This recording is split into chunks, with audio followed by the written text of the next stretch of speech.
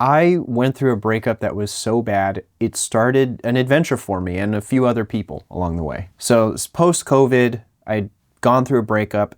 I was in so much pain, I needed a distraction. And the only thing that I felt could really accomplish this was to do something hard that I was passionate about, and that was write a film. After a few months of prep, I started putting together a crew, a choreographer, makeup, hair, production assistants, etc. One day we had a really solid rehearsal, and one of the crew members present, we'll call him Dave. He's actually someone who I went to school with back in college. He and I struck up a conversation, just talking about the business, the industry, and it's totally normal at first, but you'll see where things take a turn. He was asking me about the nature of my film idea, and I guess you could say the themes behind it, because obviously it was based on a really horrible experience I had.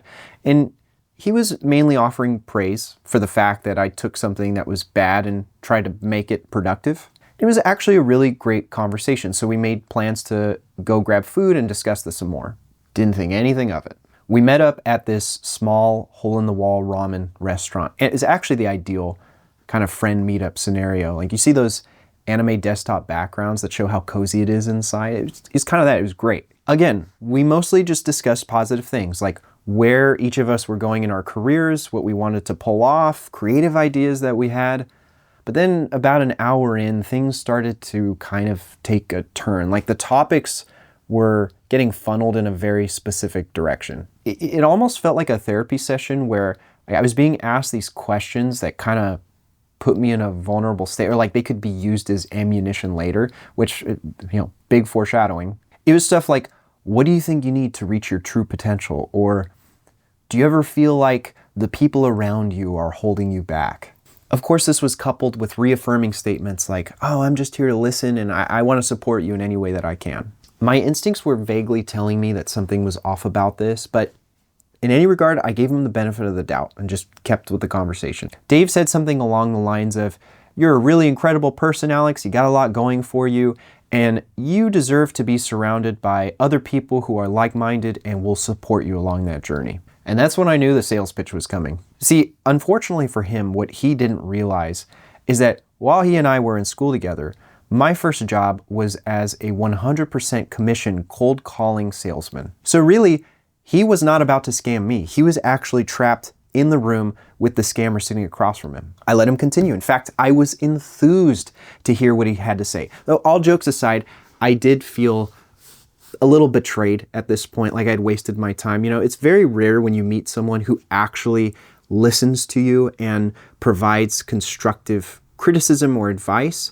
without any expectation in return. And this was, I was being set up. He went on to explain that he was a part of this program. I don't remember the name of it exactly, but just imagine Sylvan and Heaven's Gate combined, and the name got a marketing seal of approval from Tony Robbins. It was just super obvious that this was a predatory organization.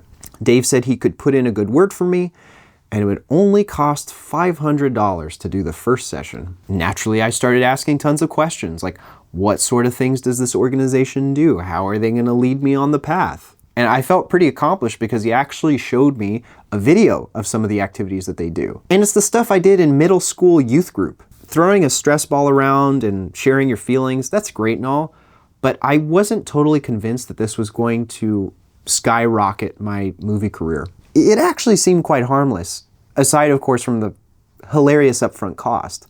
He sent me a link to sign up. I scrolled through, read the entire thing, and then I got to the part where it asked who referred me. And of course, it had a few names listed there, and I saw Dave's name. And that's when my blood really started to boil. Obviously, situations like this are uncomfortable, awkward.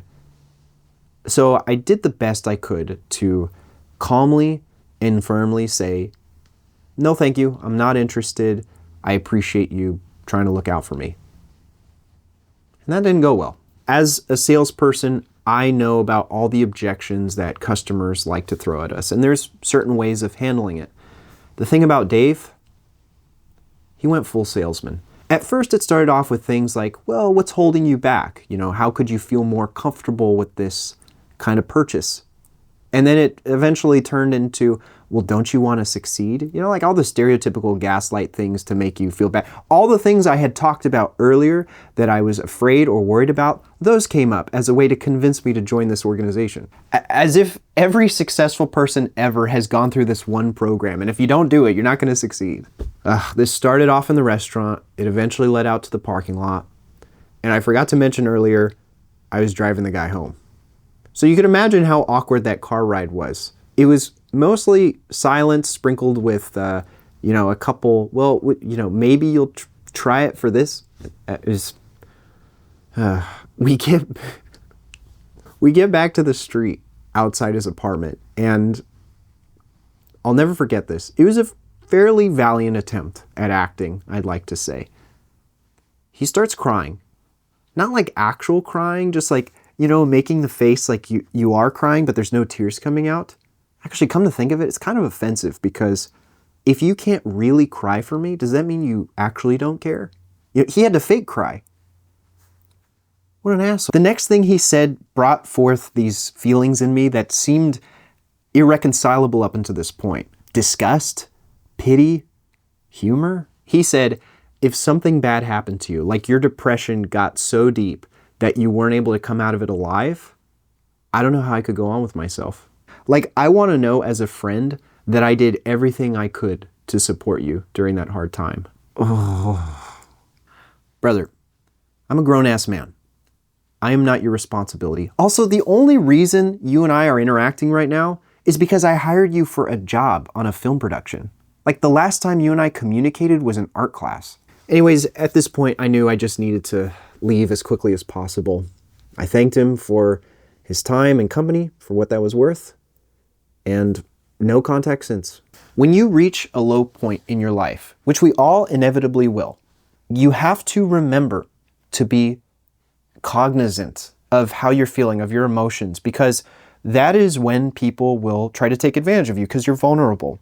Be careful about the things you say yes and no to. I understand it's very important, especially when you're going through heartbreak, that you want to do as many things as possible to distract yourself. But you need to do that with some grace. I don't think starting a hardcore drinking addiction is moving us in the right direction. If you're around people that are going to move you that way, you gotta be conscientious of this stuff. Try to be discerning about the advice you get from friends, relatives. Suddenly everyone becomes a therapist when you're going through a hard time, but none of them are. So you need to take all of that with a grain of salt. Obviously they love and care about you, but that doesn't mean you have to do everything that you're being told to. There are entire industries that are built on taking advantage of people going through an experience that leaves them emotionally compromised. So just be conscientious of that. And speaking of which, I can refer you to a place that will fix all of you. Okay, anyways, I'm done.